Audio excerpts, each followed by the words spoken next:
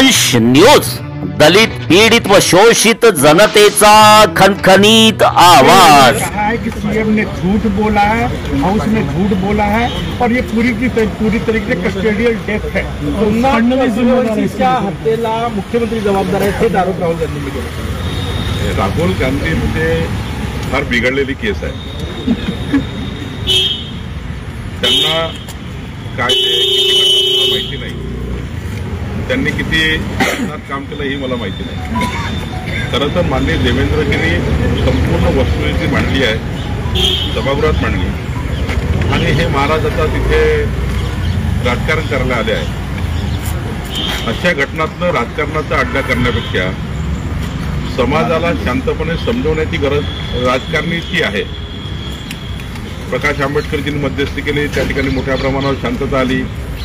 आता राहुल गांधी शांत झालेल्या समाजाला, शांत झालेल्या परिस्थितीला अशांत करण्याकरता महाराष्ट्रात आले आहे। अशा परिस्थितीमध्ये तर लोकनेत्यांनी, जो लोकनेता असतो तो अशा परिस्थितीवर राजकारण करत नाही, त्याला लोकनेता कधीच म्हणत नाही। लोकनेता ज्याला म्हणतात ते कुठल्याही पक्षाचा असो, त्यांनी मध्यस्थीची भूमिका घेऊन अशा प्रकरणातनं समाजाला शांत करणे आणि ज्यांच्या घरी घटना घडली आहे त्यांना सरकारकडनं न्याय मिळवून देण्याकरता प्रयत्न करणे वगैरे।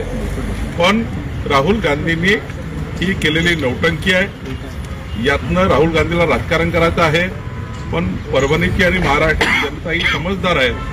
अशा घटनेचं कधीच राजकारण होऊ देणार नाही आणि माननीय मुख्यमंत्री मोदयांनी योग्य पद्धतीने संपूर्ण प्रकरणाला त्या ठिकाणी तडीस नेण्यासाठी जे जे काही निर्णय घ्यायचे ते निर्णय घेतलेले आहेत।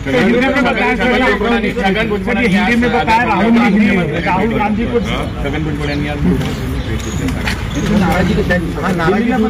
नेमकं काय केलं? मला असं वाटतं की छगन भुजबळ महायुतीचे वरिष्ठ नेते आहे आणि माननीय मुख्यमंत्री महोदय असतील, माननीय अजितदादा असतील, सर्वांचे बसून योग्य निर्णय होईल। त्यामुळं त्याबद्दल फार काळजी नको, कारण छगन भुजबळजी फार समजदार आहे, योग्य पद्धतीने महायुतीला समोर नेतील आणि राष्ट्रवादी काँग्रेस आणि अजित पवारजी बसून त्या निर्णय करतात। असं तर नाही, तुमच्याकडे जागा खाली आहे मंत्रिपदाची, भुजबळजींना तुमच्याकडून घेऊन मंत्रिपद दिलं जाईल असं तर महायुतीमध्ये कुठेही मिठाचा खडा पडेल असं कुठलंही कृत्य भारतीय जनता पार्टी करणार नाही, भारतीय जनता पार्टीकडनं होणार नाही।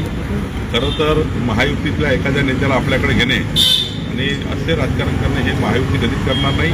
तो धंदा महाविकास आघाडी करता, आम्ही धंदा करणार। रवी राणांनी इच्छा व्यक्त केली, तुम्हाला अमरावतीचं पालकमंत्रीपद मिळावं, तुम्हाला पुरेशी माहिती आहे, तुम्ही योग्य ते न्याय अमरावती जिल्ह्यात देऊ शकता। नागपूरकरांनी इच्छा व्यक्त केली की तुम्ही नागपूरचे पालकमंत्री व्हावं। माननीय मुख्यमंत्र्यांचे अधिकार आहेत, माननीय मुख्यमंत्री महोदयाची जबाबदारी ते पार पाडली, ती माझी जबाबदारी। मी जे सांगेल माननीय मुख्यमंत्री सांगेल ते करतो। सर, राहुल गांधी ने आरोप लगाया कि ये है उसकी हत्या के लिए फडणवीस जिम्मेदार है।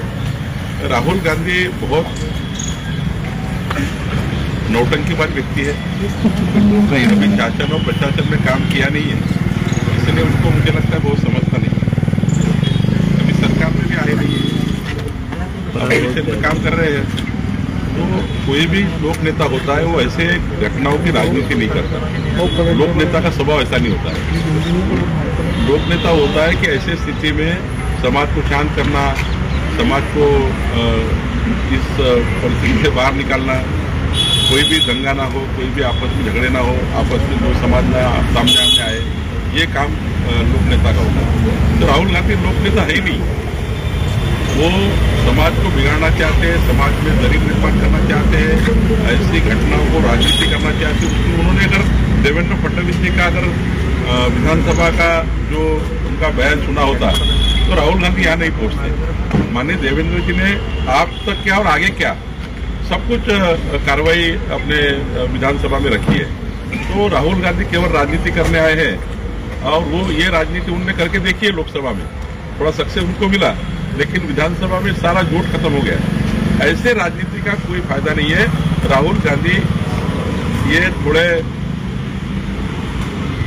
राजनीति में कमजोर व्यक्ति है, इसलिए इस प्रकार की बातें करते हैं और ऐसे ही अगर रहा तो ऐसी राजनीति करने वाले व्यक्ति को महाराष्ट्र में कोई जगह नहीं है और देश में कोई जगह नहीं है। Thank you. आमचा व्हिडिओ जास्तीत जास्त लाईक करा, शेअर करा आणि आमचे YouTube चॅनल सबस्क्राईब करा। धन्यवाद।